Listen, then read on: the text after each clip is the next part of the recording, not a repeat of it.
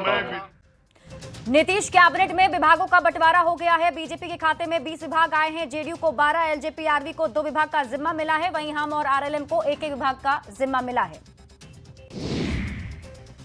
CM Nitish Kumar के पास भी कई विभागों की जिम्मेवारी है। नीतीश कुमार के पास सामान्य विभाग, मंत्रिमंडल सचिवालय, निगरानी, निर्वाचन विभाग का जिम्मा, ऐसे कई विभाग हैं जो दूसरे को आवंटित नहीं है, उसको भी सीएम नीतीश कुमार देखेंगे। डिप्टी सीएम सम्राट चौधरी को गृह विभाग मिला। बीजेपी के खाते में पहली बार ये विभाग आया है। इससे पहले सीएम नीतीश कुमार इस विभाग को संभालते थे। सम्राट चौधरी को मिला है नया विभाग। जेडीयू कोटे में इस बार वित्त और वाणिज्य कर विभाग आया। इस बार वित्त मंत्री विजेंद्र यादव को बनाया गया है। इससे पहले सम्राट चौधरी इस विभाग के मंत्री थे। डिप्टी सीएम विजय सिन्हा को भूमि और राजस्व विभाग का जिम्मा मिला है। खान एवं भूतत्व विभाग को भी विजय सिन्हा संभालेंगे। लखीसराय से चुनाव जीतकर फिर से मंत्री विजय सिन्हा बने हैं। सुनील कुमार को एक बार फिर मंत्री बनाया गया है। इस बार शिक्षा विभाग का मंत्री बनाया गया है। प्रौद्योगिकी एवं तकनीकी शिक्षा विभाग का जिम्मा भी सुनील कुमार के पास है। इससे पहले सुनील कुमार उत्पाद विभाग के मंत्री थे।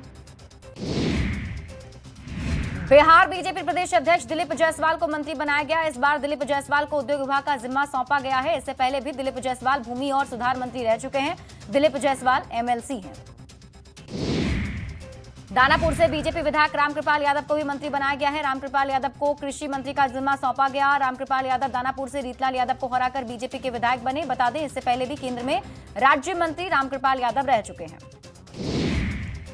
मंगल पांडे को एक बार फिर से स्वास्थ्य मंत्री बनाया गया है। विधि विभाग को भी मंगल पांडे संभालेंगे। मंगल पांडे इस बार विधानसभा का चुनाव लड़ रहे थे। सिवान से चुनाव जीतकर आए हैं।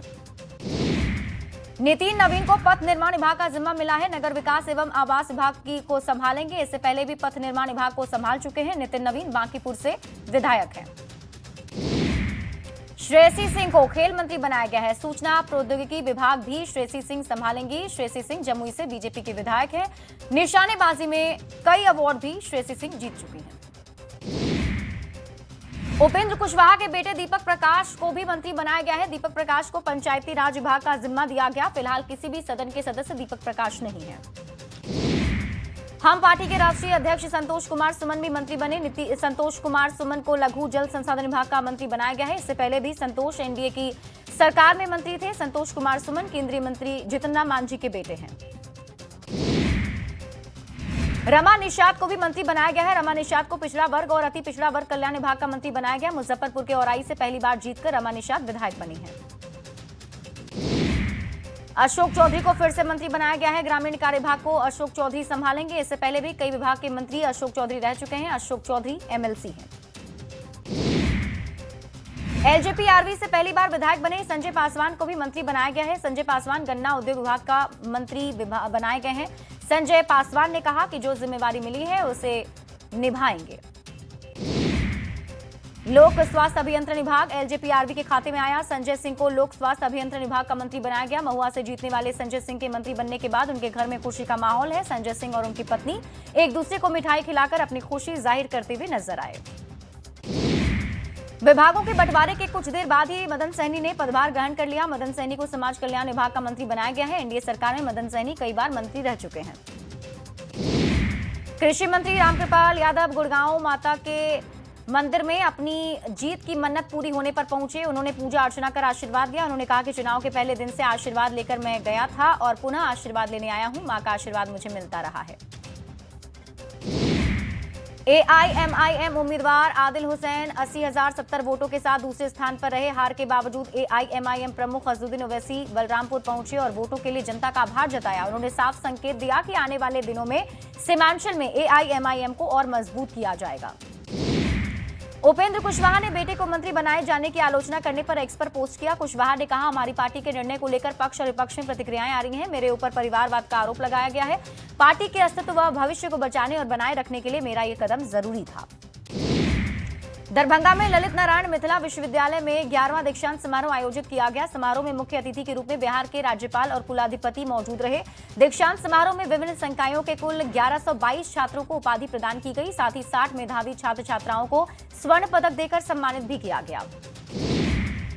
बिहार विधानसभा चुनाव में बेहतर रिजल्ट के बाद पहली बार एआईएमआईएम चीफ असदुद्दीन ओवैसी सीमांचल पहुंचे।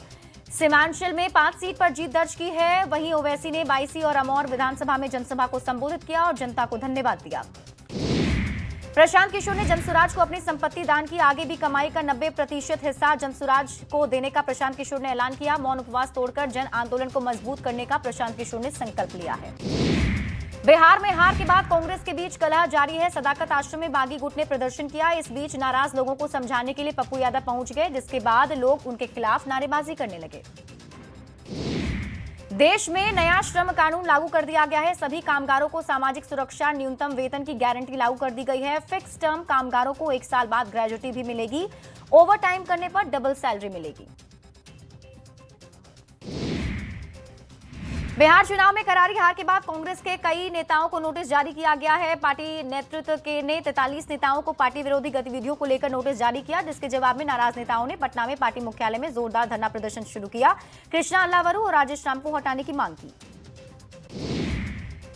लोक जनशक्ति पार्टी रामविलास ने बिहार विधानसभा चुनाव में बेहतर प्रदर्शन किया। एलजेपीआरवी के 2 विधायक मंत्री बने। इस मौके पर केंद्रीय मंत्री चिराग पासवान की मां ने खुशी जताई है। कांग्रेस नेताओं ने अपनी पार्टी के खिलाफ मोर्चा खोल दिया है। टिकट की उम्मीद में पानी की तरह पैसा बहाने का दावा किया। छपरा के कांग्रेस कार्यकर्ता ने टिकट दिलाने के नाम पर उगाही का आरोप लगाया। दरअसल मढ़ौरा के विनय कुमार सिंह ने सीजेएम कोर्ट में कांग्रेस प्रदेश अध्यक्ष समेत कई कांग्रेस के बड़े नेताओं के खिलाफ 10 लाख रुपए की उगाही को लेकर परिवाद दायर किया है। बिहार महिला कांग्रेस की अध्यक्ष शरबत जहां फातिमा ने अपने पद से इस्तीफा दे दिया। उनका आरोप है कि पहली बार बिहार में कांग्रेस की महिला अध्यक्ष को टिकट नहीं दिया गया और इससे महिला कार्यकर्ताओं में काफी नाराजगी है। बिहार में नई सरकार का गठन के बाद केंद्रीय मंत्री चिराग पासवान दिल्ली लौट आए। दिल्ली लौटने के बाद चिराग पासवान का भव्य स्वागत हुआ। कहा, ये जीत हमारे नेता रामविलास पासवान के विचारों की जीत है। बहुत बड़ी जिम्मेदारी मिली है। 5 साल में संकल्प पत्र के एक-एक वादे को पूरा किया जाएगा।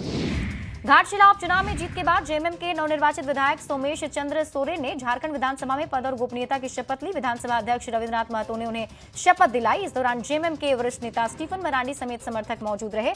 शपथ के साथ ही सोमेश सोरेन ने विधायी जिम्मेदारी संभाल ली। मुजफ्फरपुर के तरौरा में हुए निजी स्कूल की शिक्षिका कोमल कुमारी की गोली मारकर हत्या मामले में बड़ा खुलासा हुआ है। कोमल की हत्या उसके प्रेमी ने ही गोली मारकर की थी। आरोपी प्रेमी बिट्टू कुमार को पुलिस ने गिरफ्तार कर लिया है। प्रेमी ने पुलिस को बताया कि वो 3 साल से कोमल से बातचीत करता था। शादी नहीं करने पर प्रेमी ने कोमल को गोली मारी थी। जांच एजेंसी ईडी की ओर से पश्चिम बंगाल से झारखंड तक कोल माफिया के ठिकानों पर छापेमारी की गई। कोल माफिया के खिलाफ सर्च ऑपरेशन के दौरान करीब 8 करोड़ की नकदी समेत ज्वेलरी को बरामद किया गया। पश्चिम बंगाल के कई कोल माफियाओं और उससे जुड़े आरोपियों के यहां कार्रवाई की गई थी। जांच एजेंसी ईडी की टीम को झारखंड से कोल माफिया के खिलाफ सर्च ऑपरेशन के दौरान करीब 2 करोड़ 20 लाख कैश के साथ गहने मिले हैं। पलामू में सांप के जहर की तस्करी करने वाले अंतर्राष्ट्रीय गिरोह का खुलासा हुआ है। वाइल्ड लाइफ कंट्रोल ब्यूरो की टीम और वन विभाग की कार्रवाई में 1200 मिलीलीटर सांप का जहर बरामद किया गया। 10 किलो से अधिक पेंगोलिन की स्किन भी बरामद की गई। गिरोह के सदस्यों के पास से फ्रांस की टैग वाली लगी आईडी भी बरामद हुई है। गढ़वा के सदर थाना क्षेत्र में प्रेम प्रसंग के शक में हॉरर किलिंग के मामले सामने आए हैं। लड़की की पिटाई कर हत्या कर परिजन पर ही आरोप लगा है। घटना को छिपाने के लिए परिवार ने शव को जलाने की कोशिश की, लेकिन सूचना पर पहुंची पुलिस ने जलती चिता से शव को बरामद कर लिया। पटना के रसलपुर इलाके से तार कटवा गिरोह के 3 सदस्यों को पुलिस ने गिरफ्तार किया। छापेमारी के दौरान गिरोह के 4 सदस्य फरार हो गए। चोरों की निशानदेही पर कई सामान बरामद किए गए। पुलिस गिरोह के बारे में पता लगाने में जुटी है। अररिया के टेकनी गांव में जमीन विवाद में युवक की हत्या करने का मामला सामने आया। युवक का शव बरामद हुआ है। परिजनों के अनुसार जमीन विवाद में यह परिवार में तीसरा हत्या है। पुलिस मामले की जांच में जुटी है।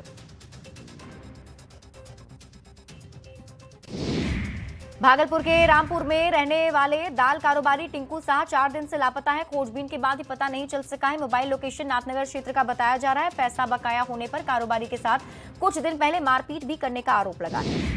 मुंगेर में पुलिस ने रेल यात्री पर एसिड अटैक करने वाले शख्स को गिरफ्तार किया। लूटपाट का विरोध करने पर आरोपी ने यात्री पर एसिड अटैक कर दिया था। 13 सितंबर 2025 को ट्रेन में घटना को अंजाम दिया था। पीड़ित अजय पासवान घटना के दौरान कोलकाता से घर लौट रहा था। रामगढ़ उत्पाद विभाग की टीम ने बरलंगा थाना क्षेत्र में छापेमारी की। छापेमारी कर अवैध शराब की भट्टियों को ध्वस्त कर दिया है। 400 ग्राम किलो जावा महुआ और 80 लीटर शराब बरामद किया गया। छापेमारी के दौरान शराब तस्कर फरार हो गए। भागलपुर के कहलगांव रेलवे स्टेशन के पास ट्रेन से गिरकर युवक की मौत हो गई। मृतक मिथुन कुमार अकबर नगर का रहने वाला था। बताया जा रहा है मिथुन कुमार के चलती ट्रेन से गिरने से हादसा हो गया। जीआरपी जांच में जुटी है।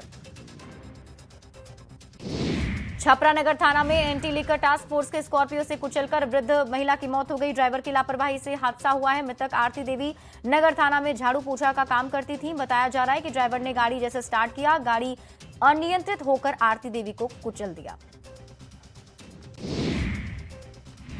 समस्तीपुर के मोहनपुर में तेज रफ्तार हाईवा ने कई दुकानों में टक्कर मार दी। बाइक भी क्षतिग्रस्त हो गई। राहत की बात रही कि हादसे के दौरान कोई मौजूद नहीं था। भोजपुर के करजा गांव में नदी में डूबने से लड़की की मौत हो गई। बताया जा रहा है लड़की नदी किनारे किसी काम से गई थी। इस दौरान पैर फिसलने से हादसा हो गया। समस्तीपुर के सातनपुर के पास बेकाबू गाड़ी ने बाइक में टक्कर मार दी। हादसे में बाइक सवार युवक की मौत हो गई। दूसरा युवक गंभीर रूप से घायल हो गया है।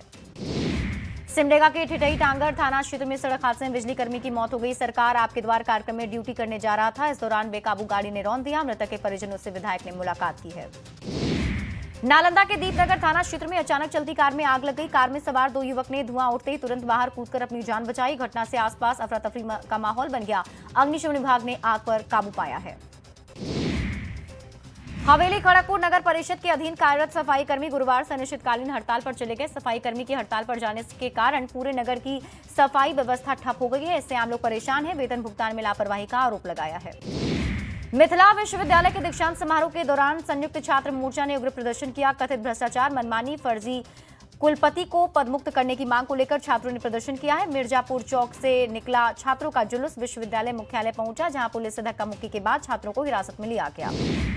मधेपुरा के BNMV कॉलेज साहूगढ़ में स्वामी विवेकानंद बॉटनिकल गार्डन और बिलग्रामी कैक्टाई मां सलोदभिद वाटिका का भव्य उद्घाटन किया गया। कुलपति प्रोफेसर BS झा, कुल सचिव डॉक्टर AK ठाकुर और प्राचार्य डॉक्टर संजीव कुमार ने उद्घाटन किया। ये पूरी योजना किसी सरकारी सहायता से नहीं बल्कि कॉलेज परिवार के सामूहिक निजी योगदान से बनाई गई है।